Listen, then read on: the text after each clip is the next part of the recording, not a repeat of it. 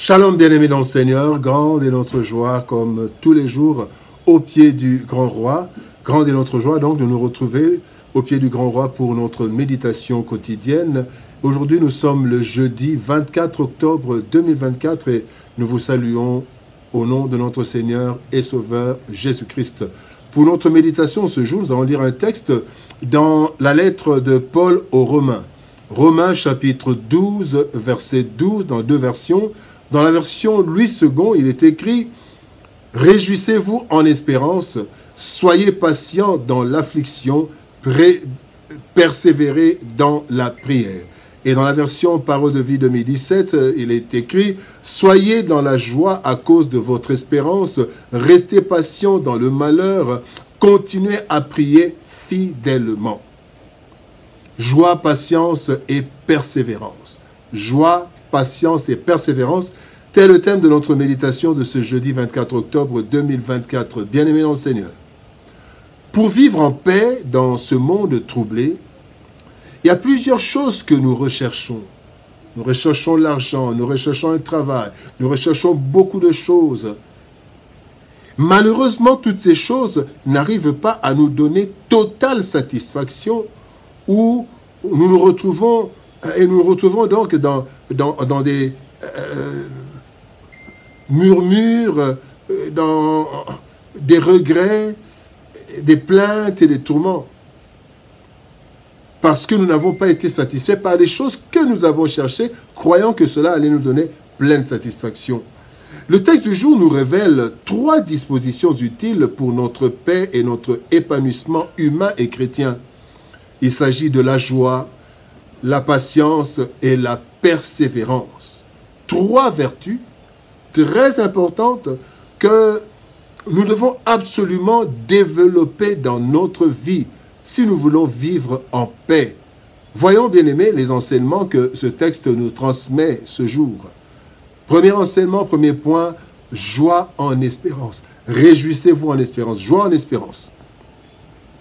Dans 1 Pierre chapitre 4, verset 13, la Bible dit « Réjouissez-vous au contraire de la part que vous avez aux souffrances de Christ, afin que vous soyez aussi dans la joie et dans l'allégresse lorsque sa gloire apparaîtra. » Bien-aimés dans le Seigneur, généralement, la joie est provoquée par un événement heureux.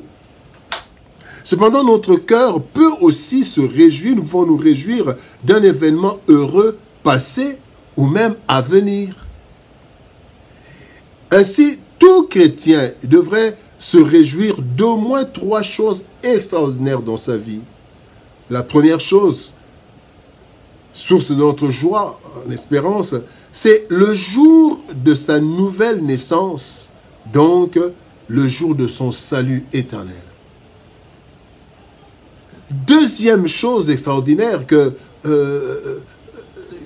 qui doit pousser le chrétien à se réjouir, c'est le jour de l'enlèvement de l'Église. Quand on pense à ce jour, bien-aimé, on ne peut qu'avoir la joie. Ce jour merveilleux, on attend avec impatience. La troisième chose extraordinaire, c'est la vie éternelle dans le nouveau monde, où régnera une paix totale et éternelle. Donc, bien-aimé, la joie en espérance, c'est la joie, cette joie que nous donne des choses que nous attendons du Seigneur. La vie éternelle, l'enlèvement qui viendra, mais aussi le nouveau monde, les nouveaux cieux et la nouvelle terre. Donc voilà, bien-aimés, la source de notre joie, la joie en espérance. Le fait de penser à ces événements glorieux suffit pour nous plonger dans une joie incalculable et bien fondée. Le deuxième point, nous voulons parler de la patience. Patience dans l'affliction. Job chapitre 19, verset 25, nous connaissons très bien ce verset. « Mais je sais que mon Rédempteur est vivant et qui se lèvera le dernier sur la terre. » Bien-aimé, l'attitude de Job est un exemple de patience dans l'affliction. D'ailleurs, je dirais le meilleur exemple de patience dans l'affliction. Il est écrit dans le psaume 34, verset 20, « Le malheur atteint souvent le juste, mais l'Éternel l'en délivre toujours. » Entre le temps du malheur, quand le malheur survient, et celui de la délivrance, il y a une période indéterminée durant laquelle, bien-aimé, Dieu est en train de faire un travail de fond dans la personne qu'il attend de bénir. L'ennemi cherche à nous enfoncer encore dans le mal. Et le monde nous décourage avec ces réalités. Bien-aimés dans le Seigneur, pendant ce temps, il faut de la patience. Car Dieu agit en son temps, entre le temps du malheur et le temps de la délivrance. Ecclésiaste chapitre 3, verset 11, il est dit, Dieu fait toutes choses bonnes en son temps. C'est ce qui a poussé Job à dire que le Rédempteur, son Rédempteur, se lèvera le dernier. Eh bien, Job disait en d'autres termes, je ne sais pas quand il le fera. Je ne sais pas, mais je suis sûr et certain que Dieu interviendra pour mettre fin à ma souffrance. Voilà la base, bien-aimée, de notre patience, l'intervention assurée de Dieu. Je patiente parce que je sais que tôt ou tard, j'obtiendrai gain de cause. La troisième leçon, persévérance dans la prière. Éphésiens chapitre 6, verset 18 dit, « Faites en tout temps par l'Esprit toutes sortes de prières et de supplications. Veillez à cela avec une entière persévérance et priez pour tous les saints. » Bien-aimés dans le Seigneur, la vie chrétienne est pleine de dangers et d'épreuves, d'obstacles. La prière est une arme efficace qui nous maintient dans la course. Christ l'a dit. Christ a dit, il faut prier. Nous devons prier, car la chair est faible, même si l'esprit est bien disposé. Donc, bien-aimés, là, nous voyons que nous devons, bien-aimés, la vie chrétienne sans la prière n'est rien. Cependant, bien-aimés, prier c'est bon. Et encore faut-il persévérer, car 1. Le chemin est long, nous ne savons pas jusqu'où nous allons. 2. Les ennemis sont nombreux et se multiplient. 3. Le découragement devient fréquent dans ce pays, dans ce monde, parce que partout, il y a des problèmes. Alors, Élie nous en donne l'exemple. Il a prié avec instance pour obtenir gain de cause. Jacques chapitre 5, versets 17 à 18, il est dit que Élie avait prié avec instance et la pluie cessa. Après encore, il a prié avec instance et la pluie revint. Bien aimé, la prière sans persévérance est perdue d'avance.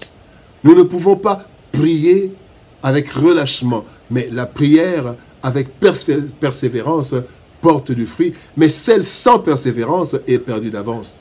Joie, patience et persévérance. La vie chrétienne est une vie d'espérance, car nous ne sommes pas encore ce que nous sommes. En fait, ce que nous sommes ne s'est pas encore manifesté, comme dit la Bible. Cela est une source de joie permanente qui précède l'accomplissement et qui marque notre pleine confiance en Dieu. Cependant, quand l'affliction survient, bien-aimés, nous devons être patients, car Dieu agit toujours en notre faveur, mais en son temps. Et pour ne pas être découragés, bien-aimés, découragés devant les réalités de ce monde, nous devons persévérer dans la prière. Bien-aimés, prier c'est bon, mais persévérer c'est mieux, parce que celui qui s'arrête en chemin, bien-aimé, risque de regretter toute sa vie. Prions. Père de gloire, nous te bénissons et te rendons grâce pour ton amour et ta bonté. Notre prière est que tu agisses dans la vie de chacun, que tu nous orientes, Éternel, que tu écartes ceux qui divisent et que tu nous donnes la joie, Seigneur de gloire, de partager ta parole. Et cette parole, Seigneur de gloire, nous invite à avoir la joie dans l'espérance, la patience et la persévérance. Aide mon frère, aide ma soeur à avoir ces trois vertus. La joie, la patience et la persévérance. Père, merci pour ton amour. Bénis ta parole et bénis ton peuple au nom de Jésus-Christ. Nous avons ainsi prié, Père. Amen. Bien-aimés dans le Seigneur, c'était votre frère. C'était un temps merveilleux que nous avons passé. Et nous espérons que le Seigneur nous donnera toujours la grâce d'avoir la joie, la patience et la persévérance. Que Dieu nous bénisse, shalom, au revoir, et par la grâce de Dieu, nous nous retrouvons demain pour une nouvelle méditation au pied du grand roi. Shalom, au revoir et à demain.